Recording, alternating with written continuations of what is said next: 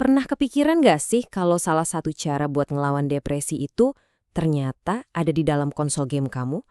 Kedengarannya emang kayak fiksi ilmiah ya, tapi ternyata ini didukung sama penelitian yang serius banget loh. Oke, kita langsung aja ke pertanyaan utamanya. Apa benar sebuah aktivitas yang biasanya kita anggap hiburan semata, itu bisa jadi alat terapi yang ampuh? Nah, inilah yang mau kita bedah bareng-bareng berdasarkan sebuah studi klinis yang hasilnya cukup mengejutkan.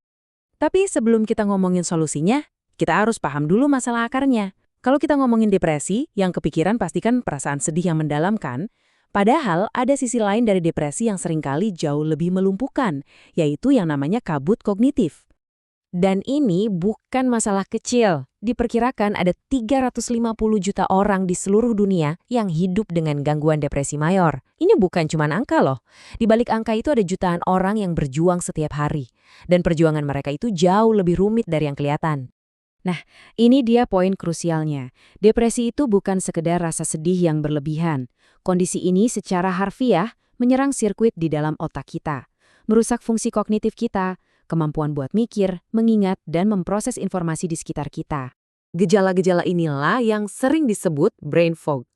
Coba bayangin deh, rasanya lupa naruh kunci di mana, susah fokus pas lagi ngobrol, atau bahkan ngerasa nyasar di lingkungan yang sebenarnya udah kita kenal banget. Buat banyak orang, justru gejala-gejala kognitif inilah yang bikin aktivitas sehari-hari jadi terasa berat banget.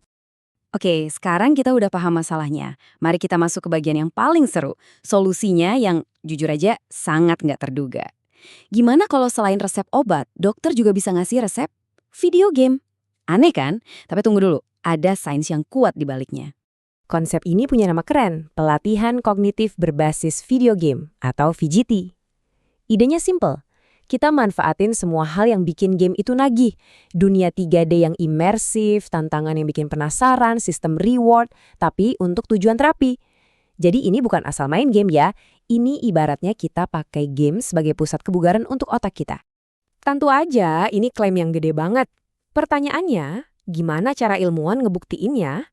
Nah, mari kita intip sebuah eksperimen spesifik yang mencoba menjawab pertanyaan ini secara ilmiah. Jadi, ceritanya para peneliti di Jerman, tepatnya di Universitas Bonn, merancang sebuah uji klinis yang cermat banget selama 6 minggu. Mereka merekrut pasien-pasien yang udah didiagnosis depresi buat ngeliat apa benar VGT ini bisa ngasih perubahan yang nyata dan terukur. Caranya pinter banget. Para partisipan ini dibagi jadi 3 kelompok. Kelompok pertama, main video game 3D. Kelompok kedua, sebagai pembanding, mereka pakai software latihan otak yang standar, namanya Cogpack. Terus kelompok ketiga, ya udah, cuma lanjutin perawatan mereka yang biasa.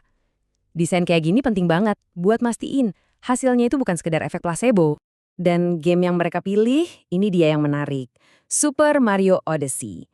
Kenapa game ini? Karena ini bukan game sembarangan. Super Mario Odyssey ini memaksa pemain buat menjelajahi 17 dunia 3D yang super luas. Nginget-nginget letak landmark dan mecahin teka-teki spasial.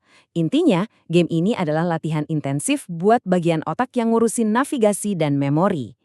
Jadi, setelah 6 minggu, apa yang mereka temukan? Nah, siap-siap. Hasilnya benar-benar di luar dugaan. Yuk kita lihat buktinya satu persatu. Temuan pertama, dan ini krusial banget dalam pengobatan depresi, adalah soal motivasi. Ternyata, kelompok yang main Super Mario itu jauh lebih termotivasi buat nyelesain latihan mereka dibanding kelompok yang pakai software standar. Ya, simpelnya sih karena main game itu seru. Dan karena seru, orang jadi mau terus lanjut. Oke, mereka emang lebih semangat. Tapi ada hasilnya nggak? Jawabannya ada banget. Kelompok VGT nunjukin peningkatan yang signifikan dalam memori visospasial, atau gampangnya, kemampuan buat nginget letak benda-benda dalam sebuah ruang. Sementara itu, kelompok lain peningkatannya dikit banget, atau bahkan nggak ada sama sekali. Ini bukti kalau main game ini bukan cuma seru, tapi juga efektif. Hasil tesnya aja udah keren ya, tapi tunggu dulu, ceritanya jadi makin gila lagi.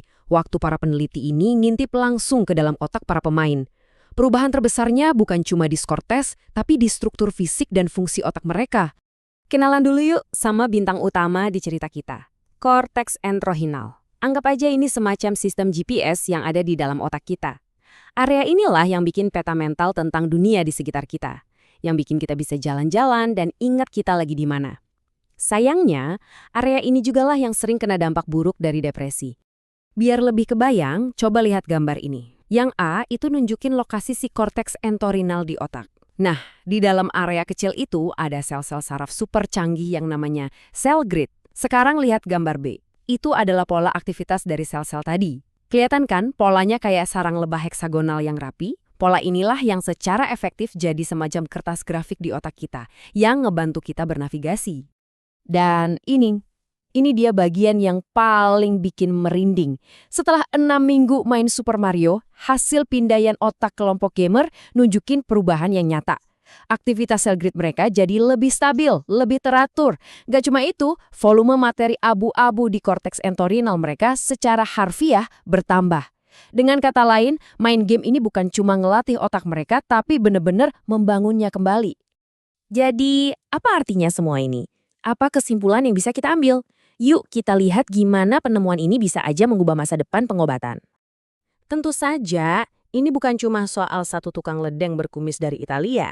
Studi ini nunjukin sebuah prinsip yang jauh lebih besar. Potensi luar biasa dari apa yang disebut terapi digital. Coba deh kita pikirin kelebihannya. Terapi kayak gini bisa diakses dari rumah. Sangat menarik, jadi orang nggak malas buat ngelakuinnya. Bisa diatur khusus buat kebutuhan setiap orang. Dan potensinya jauh lebih hemat biaya. Ini bisa jadi terobosan besar buat dunia kesehatan mental. Jadi, kita tutup bahasan kita kali ini dengan sebuah pertanyaan. Walaupun mungkin perjalanannya masih panjang, penelitian kayak gini membuka kemungkinan yang luar biasa.